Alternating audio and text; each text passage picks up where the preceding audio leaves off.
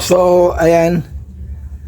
May kakabit tayo na na O-ring sa caliper. So, stack up siya kaliwat kanan. So, nakita ko yung yung O-ring niya sa caliper is may gas na. Yan So, kailangan na siyang palitan kasi nag-i-stack up na siya. Hindi na bumabalik yung piston. So, ngayon, ikakabit natin mga idol. Ayan. Kailangan hindi siya pukpukin yung pagkabit nito. So, number 1, kabit yung bagong O-ring. Dalawa. So, nakabit ko yung isa. So, eto yung isa. Ayan. Bago na. So, ang pagtanggal pala nito is bago nyo tanggalin dito, tanggalin muna yung yung caliper ganito, tapos yung hose dito, yung supply, wag muna tanggalin, tapos bombahin nyo doon sa loob kung may kasama kayo hanggang sa lumabas yung piston. Hanggang sa lumabas siya, yan, aakyat yung piston, tapos may nag-aapak doon. So pag konti na lang lumabas siya, stop na. Ngayon tanggalin nyo dito yung number 12 na na banjo bolt ng supply ng fluid. So ito yung bleeder. Ngayon pagkatapos niyan, ipalo niyo lang sa lupa o sa kahoy, matatanggal na ito. So ito mangyayari, matatanggal siya. Ngayon pagkatapos, ayun, linisan, liyaan yung caliper piston ng 1000.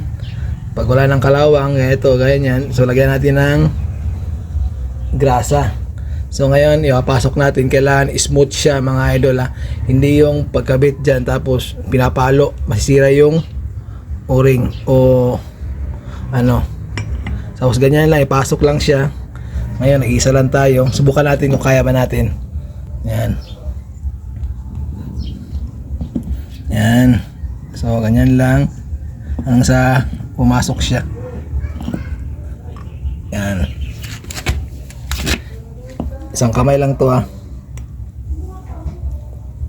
Yan, galaw-galawin lang siya hanggang sa pumasok. Pero hindi kaya ng kamay isa.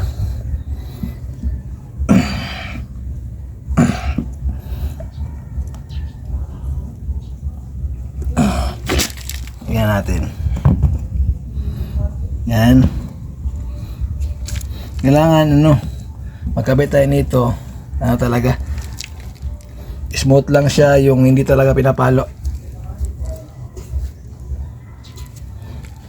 Maghanap tayo ng posisyon na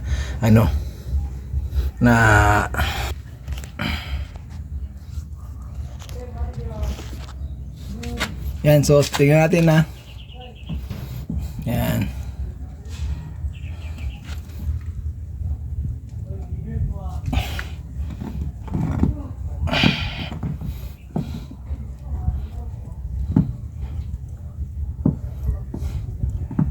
So bago kasi siya hindi mo basta-basta kailangan mapasok muna yung gitna.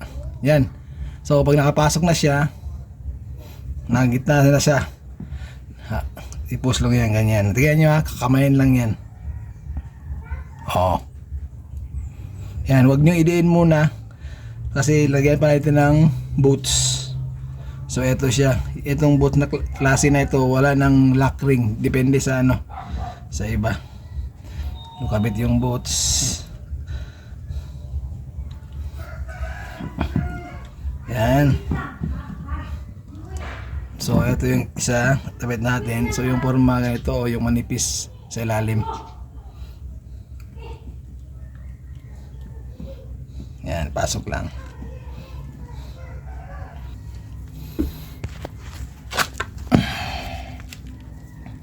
Yan, so nakabit na yan sa ilalim. Yan. Press lang natin yan. So sa ilalim naman, ganito. Minsan may iba dito, may lock. Ito wala lang lock yung kinuha ko Tsaka ito yung bago. Wala lang lock. So ibig sabihin walang klaseng lock to. But may pataba, may siya, kasamang lock. So doon siya makakapit sa lalim yung ano. Ayan. So ngayon kakabit na natin mga idol sa kabila. So ngayon kabit na natin yung ano, yung caliper.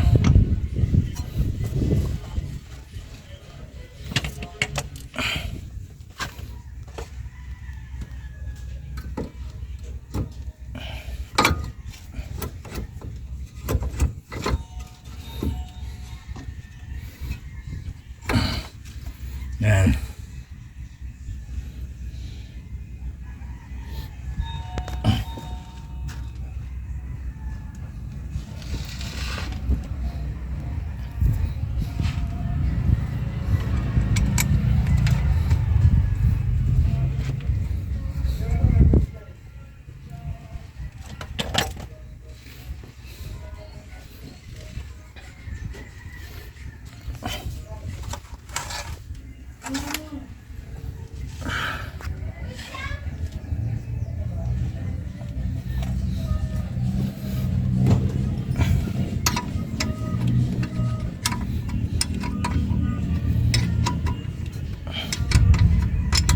So, dalawang bolt lang yung tatanggalin dito. Number 14 sa likod at saka dito sa lalim. Yan. Yan.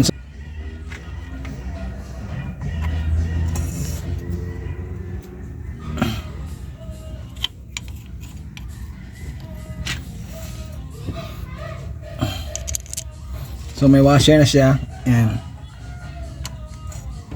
Gawin na natin. Yan.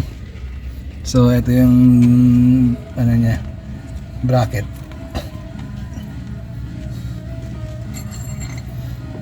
So higpitan natin.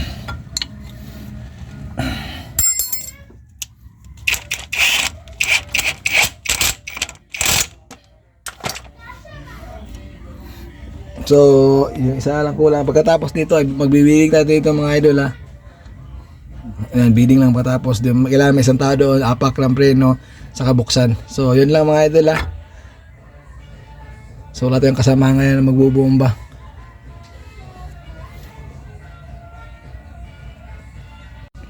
So, nabildingan na siya.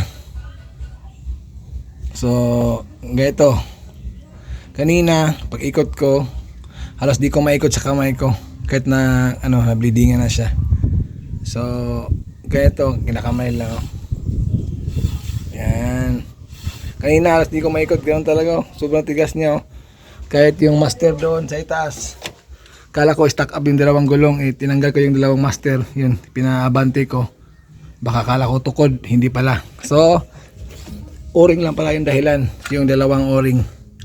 So, eto kanina Yan napakalambot na siya. Kanina sobrang tigas. Kahit yung isa. So nakita naman niyo naman yung o-ring sila. Yan. So yun lang mga idol. Okay na. Ganun lang pagkabit.